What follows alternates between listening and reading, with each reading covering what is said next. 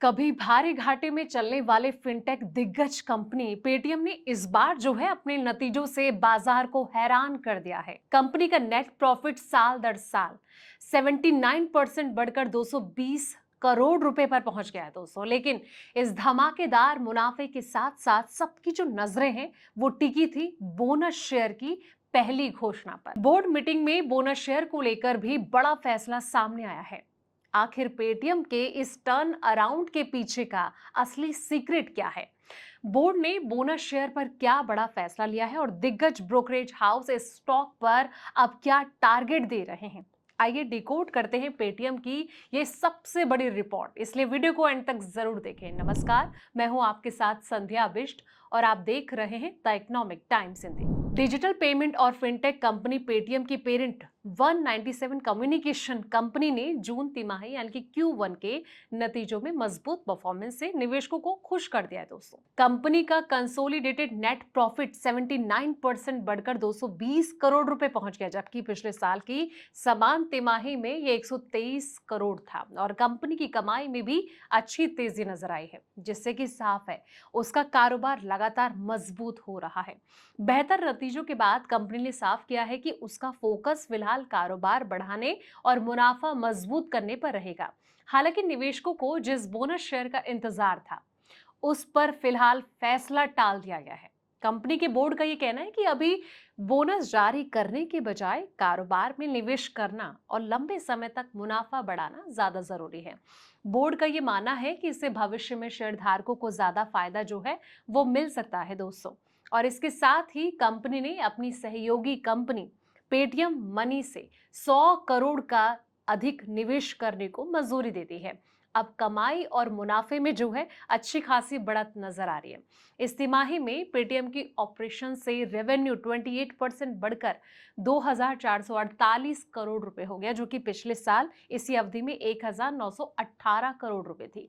वहीं कंपनी की कुल आय यानी कि टोटल इनकम 22% बढ़कर 2,630 करोड़ रही, जबकि एक साल पहले ये 2,159 करोड़ थी।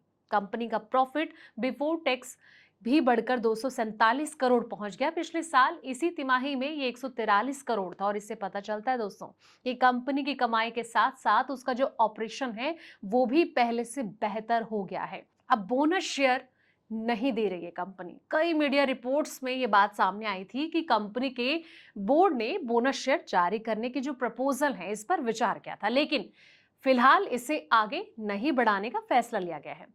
बोर्ड का ये कहना है कि इस समय कंपनी का पूरा फोकस कारोबार को और मजबूत करने, ग्रोथ बढ़ाने और लंबे समय में शेयरधारकों के लिए बेहतर वैल्यू बनाने पर रहेगा। और इसी बैठक में बोर्ड ने पेटीएम की पूरी तरह ओनरशिप वाली कंपनी पेटीएम मनी में ज्यादा निवेश करने की मंजूरी भी दे दी है और ये जो निवेश है इक्विटी शेयर के जरिए किया जाएगा। अब ऐसे में खर्च भी बढ़ा है लेकिन कारोबार जो है वो मजबूत रहा है। इस तिमाही में कंपनी का जो कुल खर्च है 2,383 करोड़ रुपए रहा, जो कि पिछले साल 2,016 करोड़ था। सबसे बड़ा खर्च पेमेंट प्रोसेसिंग पर हुआ, जो कि बढ़कर 794 करोड़ रुपए पहुंच गया और इसका कारण कंपनी के प्लेटफॉर्म पर बढ़ते लेन देन को माना जा रहा है। कर्मचारियों की जो सैलरी है और अन्य फैक्टर्स पर भी 742 करोड़ रुपए खर्च हुए और वहीं मार्केटिंग और प्रमोशन पर 169 करोड़ रुपए खर्च किए गए। अच्छी बात तो ये रही दोस्तों कि सॉफ्टवेयर, क्लाउड, डेटा सेंटर से जुड़े खर्च घटकर 159 करोड़ रुपए रह गए, जो कि पिछले साल 168 करोड़ थे। और इसके अलावा डिप्रिसिएशन और कहीं ना कहीं जो एक्स्ट्राटाइजेशन खर्च जो है 131 करोड़ रुपए रहा और कंपनी ने इस तिमाही में कमाई और मुनाफे दोनों में मजबूत बढ़त दर्ज की। तो आज शेयर्स पर बड़ा असर जो है वो देखने को मिल सकता है। ब्रोकरेज की पेटीएम पर भी राय मिली है। जी हाँ, ब्रोकरेज फर्म सिटी ने पेटीएम पर बाय रेटिंग बरकरार रखते हुए शेयर का जो टारगेट प्राइस है वो बढ़ाकर 1,560 रुपए कर दिया और सिटी के मुताबिक जून तिमाही में कंपनी का एबिटा 200 करोड़ रहा, जो कि उसके अनुमान से 16% ज्यादा है।